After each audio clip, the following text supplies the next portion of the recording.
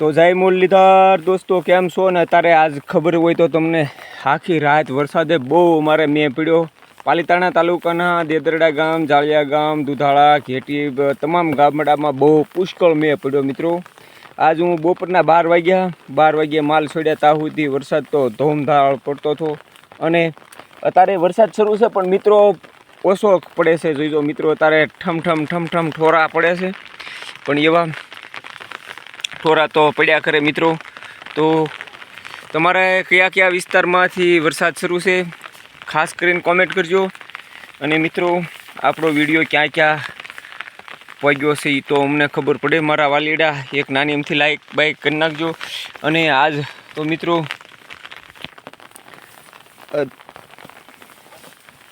વરસાદ હદ પાર કરી ગયો છે. વરસાદ હદ પાર કરી ગયો છે, કારણ કે એટલો વરસાદ તો આપણે ચોમાસામાં નથી પડ્યો મિત્રો. કારણ કે અમારે તળાવ ખાલી થઈ ગયા હતા, પાછા તળાવ સલકાવી દીધા. બહુ અતિ વરસાદ પડ્યો છે મિત્રો.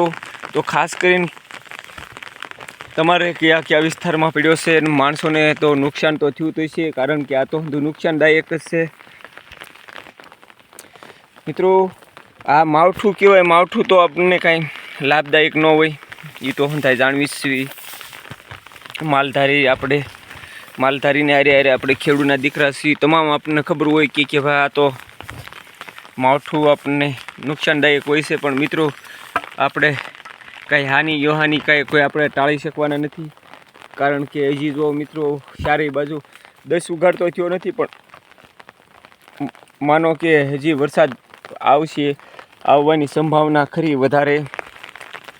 કારણ કે વરસાદ હજી આખો ટાસોડો ત્યાં મટતો નથી. જો મિત્રો આમ અંધકાર જ છે, કારણ કે હજી આ જો આ સડતું આવે છે મિત્રો. તો હજી મારા માનવામાં એવું છે હજી પાછો વરસાદ વધશે. તો આપણા હાથમાં તો કંઈ છે નહીં મિત્રો. તો બીજું તો શું આપણે વાત કરવી, પણ વાત કરતાં એમ થાય કે તમને મિત્રો આપણી જાફરાબાદી બફેલો આ ટોપલ છે ને, ટોપલની પાછળ જે છે એ ઘાટડ છે મિત્રો.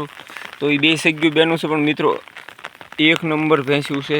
કારણ કે આપણે કહેતા ને, નસલ વિના નકામું બળદ હોય કે બકરી. મિત્રો કહેવત ખોટી નથી. નસલ સારી હોય, બળદ હોય કે બકરી હોય, જાતવાન નસલ હોય, ગમે તે નસલ હોય, જાતવાન હોય, એ આપણને ગુણકારી હોય છે. નસલ વિના નકામું બળદ હોય કે બકરી,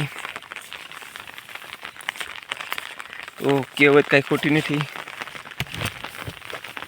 આ મિત્રો મારી પાસે પહેલાં વેતરના ખડાયા છે, જે અખંડ ખડાયા છે.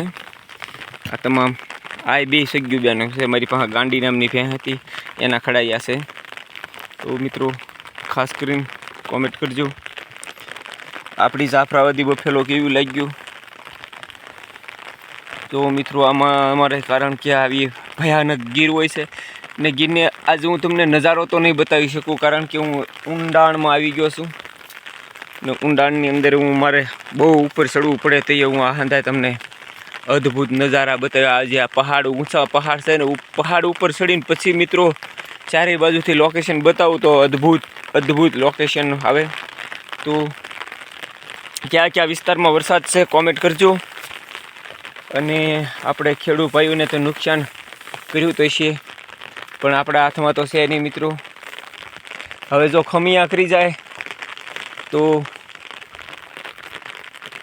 આપણા માટે, ખેડૂત માટે, માલધારી માટે સારું. આ મિત્રો આ જે સરવાનું છે ને એ હંધુય નાશ થઈ જાય, કારણ કે આ હુકાઈ ગયેલું ખરી જાય એવું તો હંધાઈને નુકસાન થાય. પણ આપણા હાથમાં તો કાંઈ છે નહીં. તો હાલો, જય મુરલીધર. ખાસ કરીને એક નાની એમથી લાઈક કોમેન્ટ કરી નાખજો મિત્રો. મારી જાફરાબાદી ભેંસું કેવું લાગે છે. કોઈની લાઈક કોમેન્ટ કાંઈ ન આવતું મિત્રો. વિડીયો જોતા હોય તો એક નાની એમથી લાઈક કરી નાખવી, કારણ કે તમારી એક લાઈક અમને બહુ લાભદાયક હોય છે. તમારી એક કોમેન્ટ અમને બહુ લાભદાયક હોય છે, કારણ કે તમે બીજા યુટ્યુબરોને તો લાઈક અને કોમેન્ટો જાજી હોય છે, તો અમારી જેખા નાના યુટ્યુબરોને એકાદી લાઈક કોમેન્ટ કરી નાખવી મિત્રો. તો જય મુરલીધર, જય દ્વારકાધીશ.